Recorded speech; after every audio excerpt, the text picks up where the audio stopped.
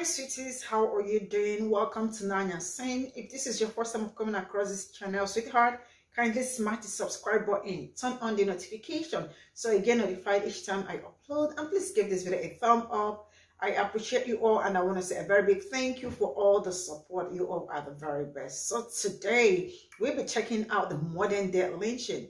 You know, I have talked about this a whole lot, and you all told me that it is still happening till this very day. Right, we'll be checking that out. And there is actually a white man that spoke on why Black Americans are being lynched by white people. We are also going to check that out. Before we get into this video, stay glued to your screen. Do not go anywhere. You don't want to miss out on the point. Let's see why they are doing this to Black Americans. So let's get into it. Usually there's an allegation of some sort, but of crime or breaking a social convention, like looking back at a white woman, not stepping off the sidewalk. A lot of times it's because the African American person was manifesting business smarts, making money, buying more land, and threatening the status of whites. Was it always directed at a certain racial group? You know, people love to throw facts and figures around 5,000 lynchings in a 40-year period. But the truth is that all of that's irrelevant because the great majority of these crimes were never recorded. The crimes we have to talk about are the ones where 15,000 killings, 15,000 people showed up. But there's plenty of killings that were 5 and 10. And when I go in the communities, white people tell me, the same as blacks, people just turned up missing. And when they did, you knew there was an argument with a white man. Holy moly, what did I just watch? What did I just watch? I mean, there is no tangible reason why they are doing what they are doing. So it now falls back to the fact that they are threatened, because I don't see how, because you are making business moves or you are doing great, for that reason you are not supposed to leave. Because this is how I feel. Man, bro, sis, please stay woke. Because I have never heard something like this before, and it is their, the confidence in saying all this. I mean, it is the confidence, and like, you know, I don't see any remorse or something, because I don't see wait, why? Oh my God. Let's get into the stitches and see what people got to say about it. Before I go in the shower, I just seen something and I want to share it with you people. Why is this not on the news? Trigger warning, okay?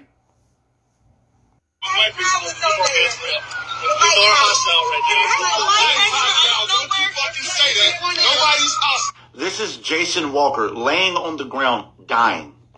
He's dying because this piece of shit just shot him in the back 2 times after hitting him with his truck. This piece of shit is an off-duty Cumberland County Sheriff's deputy. This is in Fayetteville, North Carolina.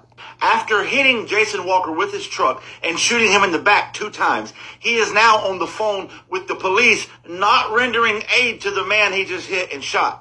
The lady you see right here rendering aid, that's Elizabeth Ricks. That's going to be very important here in a minute. The name of the off-duty deputy is Jeffrey Hash. And what Officer Hash tells the police on the phone is that Jason Walker ran into traffic and jumped onto his truck. You heard me correctly. This off-duty sheriff's deputy is claiming that Jason Walker ran out into traffic and just jumped on his giant moving truck. Not only is that one of the dumbest fucking things I've ever heard, the reason he says he shot him in the back is that he was in fear for his life and his wife and daughter's life that was in the car. So he stopped the truck, got out, and shot him. It doesn't even take half a brain to call bullshit on that. If you're in a giant moving truck and a man jumps on the hood of the truck and you're in fear for your life, you stop and get out. And if he was such a threat, how do you get shot in the back? Because you're lying. And not only is this piece of shit off-duty Cumberland County Sheriff's deputy lying, they're helping him lie. You see what that says? Initial reports from the Fayetteville Police Department. Because he hasn't been arrested, Jason Walker has died, and look how far they're taking it. According to Hawkins, the lone eyewitness who came forward so far told Fayetteville Police Department that Walker was not struck by a vehicle. Hawkins, the lone eyewitness. Remember Elizabeth Rick, the one who's administering first aid, the only one who's administering the first aid to Jason Walker? Well, let's hear what she had to say. You know, as an eyewitness. I saw everything. I heard everything. I was not hostile. I cared for him immediately. Thank you. I didn't care what color he was or anything else.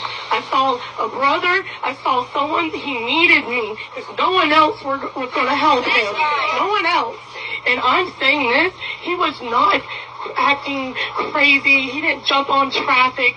That officer, murderer, shot him, hit him with his car. You hear what she said? Modern day lynching. There's lynching.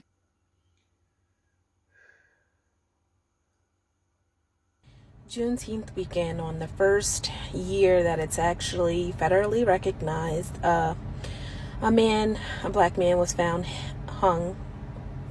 Please forgive me. Every time I try to make this video, I get teary-eyed and choked up. But a black man was found hanging from monkey bars in a park, Wentz Park to be exact. This is Dante Perez Jones. On June 17th, he was found dead on a playground outside of Philadelphia, hanging by his army poncho. Police were quick to say that his death appeared to be a suicide. His family is saying that it is not a suicide, and that the authorities were not handling this investigation properly. The family has up a GoFundMe. I'm going to include that at the end of this so that they can get an independent investigation done. As seen by his mother the night before at 11:40, where he was in good health and good spirits. Dante was found dead in Wentz Park behind Whitpain Township Police Department, so right behind a police department in a park, hanging from the monkey bars around 7:43 a.m. and they automatically ruled it a suicide, which is obviously weird. And they had the park reopened at 10 a.m. so within 2 hours or so, the park was open for an event. Wentz Park has over 100 cameras according to the GoFundMe, and there was one 25 yards away pointing in the same direction, and it was said that I guess the cameras weren't working, or for whatever reason the images are not available. Is an hour away from Dante's house, and it would have been about 12 a.m. After the time that he saw his mother, to travel over an hour to a park that no one knows he has a connection to. So Dante's mother put some pressure on the police department, and then they finally gave her a call and said that they apologized for the handling of the case and that they would be doing a full investigation after they tried to rule his death as suicide. He has 3 young children. This is a GoFundMe again to help to get an independent investigation done. Head on over there for more details on Dante. Dante Perez Jones. Now I watched the video of that incident in Grand Rapids, Michigan, over and over again, and have no choice but to conclude that this was nothing more than a modern-day lynching of another unarmed black man by the police. He stopped him because of some illegal tag on the automobile. Now, if he chose to run and leave the automobile behind, instead of chasing him, all the officer had to do was simply impound the automobile and deal with it from there. But instead, he escalated the situation and ended up killing that man for absolutely no reason.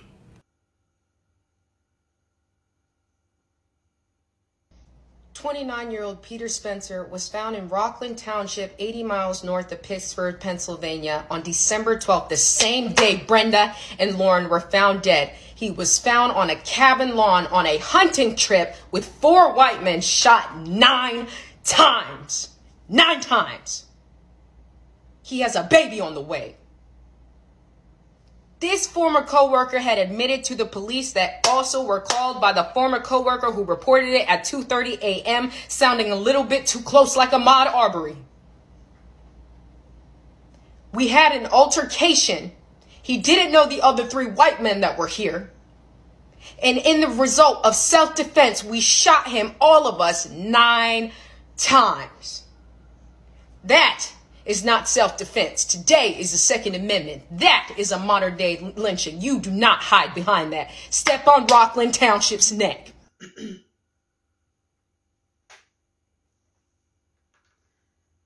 I can't talk. I can't speak. I am just confused. Like,